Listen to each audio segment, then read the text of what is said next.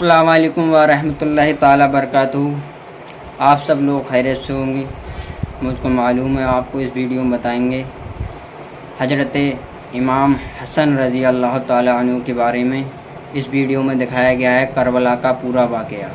और इस वीडियो को देखने के लिए चैनल पर बने रहें, और अगर आप चैनल पर पहली बार आए हैं तो चैनल को सब्सक्राइब करना, और वीडियो आपको अच्छी लगे तो ज़्यादा से ज़्यादा वायरल करना।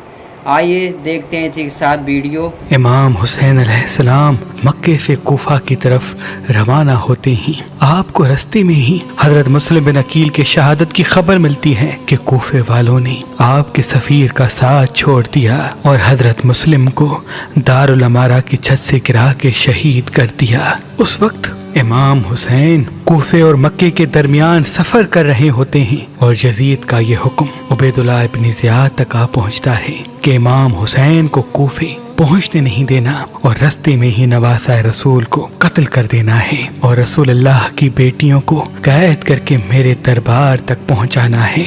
बस इब्न ज़ियाद फौज को तैयार करता है और इस फौज का सिपहसालार हुर अपनी रिहाई को बनाता है और ये कहता है कि जाओ हुसैन को ढूंढो, हुसैन को कूफे पहुंचने नहीं देना, और जहां हुसैन मिले उससे यजीद की बैत लेना, और अगर बैत से इनकार करे तो उसका सर काट के उनकी बेटियों और बहनों को कैदी करके शाम की तरफ लेके जाना है। और हजारों सिपाहियों के साथ इमाम हुसैन को सहरा में ढूंढता रहता है। बस इतनी देर में दूर से देखे कि इमाम हुसैन का काफिला आ रहा है। बस हुर और उसके सिपाही दौड़ते हुए इमाम हुसैन के काफिले को चारों तरफ घेर लेते हैं और हजरत हुर घोड़े से उतर के इमाम हुसैन के घोड़े की लगाम को आप पकड़ते हैं। इमाम हुसैन ये फरमाते हैं, ऐ हुर क्या चाहते हो कि तेरी माँ तेरे गम में रोए? हजरत हुर नजरें झुका लेते हैं और दस्ते अदब से कहते हैं, ऐ हुसैन तेरी माँ की अजमत बहुत बड़ी है और मैं तेरी वालदा के लिए कुछ कहने की औकात नहीं रखता।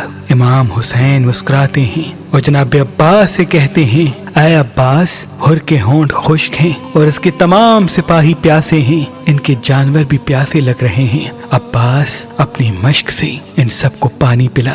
जनाब अब्बास हुर और उनके साथियों को सिपाहियों को पानी पिलाते हैं। जैसे ही पानी पी के वो बस करते हैं तो बाकी पानी उनके जानवरों को पिलाते हैं। हजरत हुर ने जैसे ही इमाम हुसैन का ये अखलाक देखा तो आप इमाम हुसैन के पास आके अर्ज करने लगते हैं, ऐ नवासा रसूल, यजीद और उसके साथ ही आपको कत्ल करना चाहते हैं। मैं आपसे गुजारिश करता हूँ कि आप यहाँ से कहीं दूर चले जाएं। इमाम हुसैन हजरत हुर को देख के अपने काफिले से कहते हैं, चलो इस जगह से दूर चलते हैं। बस जैसे ही इस बात का इल्म इब्न ज़ियाद को होता है कि हुर तो इमाम हुसैन के साथ नरमी कर रहा है, तो आप उमर बिन साद के साथ 80,000 का लश्कर भेजते हैं और ये कहते हैं कि हुर आज से इस फौज का सिपहसालार नहीं बल्कि उमर बिन साद है। और वहाँ इमाम हुसैन बयाबान में चलते चलते एक जगह ऐसी पहुँचते हैं जहाँ आपका जुलझना चलना बंद कर देता है। इमाम हुसैन अपने घोड़े की खामोशी को देख के इधर उधर देखते हैं और अब्बास से कहते हैं, जा अब्बास पूछ ये जगह कौन सी है? वहाँ के लोग कहते हैं, इस रेगिस्तान का पुराना नाम नैनवा है। कोई कहता है कि इस रेगिस्तान में कोई भी आज तक नहीं रुक सका क्योंकि ये कर्ब की जमीन है और उसको कर्बला कहते हैं। जैसे ही इमाम हुसैन ने करबला सुना तो आप फरमाने लगे, इस जमीन का जो मालिक है उसको बुलाया जाए। आप इस जमीन करबला की मुंह मांगी कीमत उसको देते हैं और इस जमीन का नाम जागीर अली अकबर रखते हैं और अपने साथियों से कहते हैं कि अपनी अपनी सवारियों से उतर जाओ, हमें यहीं कयाम करना है और यहीं अपने बच्चों को और अपनी जानों को अल्लाह के दीन पे कुर्बान करना है। बस ख़याम लगाए जाते हैं। जनाब अब्बास नहर फरात के करीब तमाम बीबियों और अहल बैत के ख़याम लगाते हैं। अभी थोड़ी ही देर होती है कि इतनी देर में उमर बिन साद 80,000 का लश्कर लेके इसी करबला आ पहुंचता है और ये कहता है कि ऐ हुसैन, हम आपको यहाँ से जाने नहीं देंगे जब तक आप यजीद की बैत नहीं करते। इमाम हुसैन मुस्कुरा के फरमाते हैं, ऐ उमर बिन साद, तू जाके अपने यजीद तक ये पैगाम पहुंचा ले کہ ہزاروں حسین اللہ کے دین پہ قربان، وہ مجھے تو قتل کر سکتا ہے لیکن میرے خون کی ایک ایک بوند پھر بھی اللہ کے دین کی گواہی دیتی رہے گی۔ بس فوج امام حسین کے لشکر کو چاروں طرف سے گھیر لیتی ہے۔ 1 سے 2 دن گزرتے ہیں تو ابن زیاد یہ سوچتا ہے کہ اتنے دن ہو گئے، حسین نے ابھی تک بیعت کیوں نہیں کی اور نہ ہی حسین کو شہید کیا گیا۔ شمر کہتا ہے عمر بن سعد ہو سکتا ہے حسین کو قتل کرنے میں نرمی کرے تو مجھے بھی سپہ سالار بنا کے کربلا بھیج، تاکہ اگر عمر بن سعد امام حسین کو قتل کرنے میں دیر کرے تو میں یہ کام انجام دے دوں۔ بس کوفے کے بچے ہوئے سپاہی شمر کے ساتھ ابن زیاد بھیجتا ہے اور یہ کہتا ہے اگر عمر بن سعد امام حسین کے ساتھ نرمی کرے تو اے شمر تو امام حسین اور اس کی اولاد کو قتل کرنا۔ بس جیسے ہی شمر کربلا تک آ پہنچتا ہے، عمر بن سعد کو دیکھے کہ وہ خاموش کھڑا ہے اور آل محمد کے خیام دریا پہ لگے ہوئے ہیں۔ شمر آ کے کہتا ہے جب تک پانی آل محمد کے ساتھ ہے یہ کبھی بیعت نہیں کریں گے اور ان کو کمزور کرنا ناممکن ہے۔ ان کے خیام دریا سے ہٹاتے ہیں، جب پیاس کی شدت ان کو تڑپائے گی، بھوک کی شدت ان کو پریشان کرے گی، تب یہ یزید کی بیعت کریں گے اور یہ کمزور پڑ جائیں گے اور ان کو شہید کرنا آسان ہوگا۔ بس تمام سپاہی اس بات پہ متفق ہوتے ہیں اور امام حسین تک یہ پیغام پہنچتا ہے۔ جناب عباس کو جلال آتا ہے اور آپ تلوار کو نیام سے نکال کے کہتے ہیں کہ کون ہے جس کی یہ ہمت کہ امام حسین کے خیام کو ہاتھ لگائے۔ امام حسین جناب عباس کے کاندھے پہ ہاتھ رکھ کے فرماتے ہیں اے عباس یہ صبر کا امتحان ہے، شجاعت کا نہیں۔ جاؤ اپنے ہاتھوں سے خیام کو یہاں سے نکالو، ہم دریا سے دور اپنے خیام لگاتے ہیں، کیونکہ اگر ہم خیام ابھی نہیں نکالیں گے تو شاید دنیا یہ سمجھے کہ حسین نے پانی کے لیے جنگ کی۔ میں تمام مسلمانوں اور آنے والی نسلوں کے لیے یہ پیغام دینا چاہتا ہوں کہ میرا مقصد صرف اور صرف اسلام کو بچانا ہے۔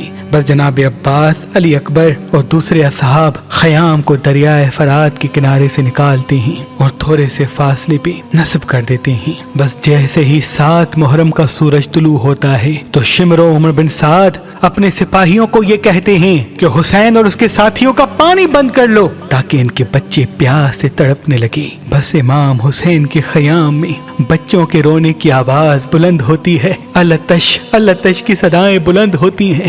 یہ التش کی صدائیں اس حر کے کانوں تک آ پہنچتی ہیں جس نے سب سے پہلے امام حسین کا رستہ روکا۔ وہ برداشت نہیں کر پاتا اور روتا رہتا ہے کہ یہ کتنے ظالم ہیں جو رسول اللہ کے بچوں کو پیاسا رکھ رہے ہیں۔ بس عمر بن سعد اور شمر کہتے ہیں کہ 9 محرم کو جنگ تمام کرتے ہیں اور امام حسین اور ان کے ساتھیوں کو قتل کر کے ان کی بہنوں اور بیٹیوں کو قیدی بناتے ہیں۔ جیسے ہی اس بات کا علم امام حسین کو ہوتا ہے تو آپ جناب عباس سے کہتے ہیں اے عباس جا عمر بن سعد سے کہہ دے کہ ہمیں ایک رات اللہ کی عبادت کرنے کے لیے دے دے تاکہ ہم شب عاشور اللہ کی عبادت کریں، پھر 10 محرم کے دن جو ان کو کرنا ہے وہ یہ کر لیں۔ یہ بات جیسے ہی ان سپاہیوں کے کانوں تک پہنچتی ہے تو وہ زور زور سے ہنستے ہیں اور یہ کہتے ہیں یہ تو اور اچھا ہوا، حسین اور ان کا خاندان ایک رات اور پانی کے لیے تڑپے گا۔ امام حسین اپنے عزیز و اقارب کو ایک خیمے میں جمع کرتے ہیں اور خطبہ دیتے ہیں